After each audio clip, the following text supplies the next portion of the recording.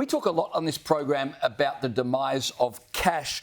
15 years ago in this country, 70% of payments were in cash compared to last year, just 13%. So in 15 years, cash has just disappeared and it's everywhere, including in Canberra. And not just in Canberra, but in Parliament House. Bob Katter today tried to pay for some food at the Parliamentary Cafe with a $50 note and had a great deal of trouble getting them to accept it. Here he is telling the story. She said, "We don't accept cash." And I said, "Well, too bad for you. You have to. It's legal tender." I said, no, I will stand here and you will accept this legal tender. If you don't, you've broken the law. So the manager came down and he ran off and he came back and he said, "Yeah, it is the law. We do have to accept cash."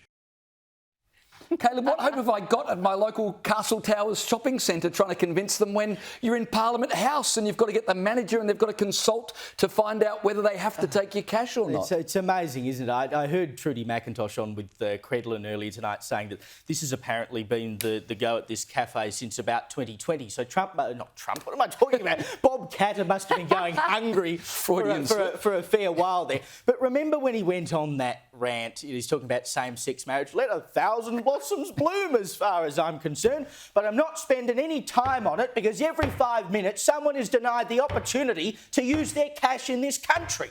It is outrageous that you can go to a shop in Australia or any other country for that matter and try to use legal tender and they refuse you the opportunity to use legal tender. If you can use a card, you should be able to use cash. It's as simple as that. It is currency. And I know that this is part of the push that, very slowly this shop won't do it and that shop won't do it and you will be forced to use card. But you shouldn't be allowed to do that. If I'm giving you money, why are you refusing to take my money? And this is not semantic for someone like Bob Katter. He's just come from North Queensland where they've been inundated with natural disasters, which for some people make it difficult for them to get to an ATM or they don't have internet or electricity. And so it's not just playing semantics. It's not theoretical. It's the real experience for many people in this country, and Bob Katter standing up for them once again. 100%. But what does it tell you that they're in our halls of power? They are already refusing cash. If anything,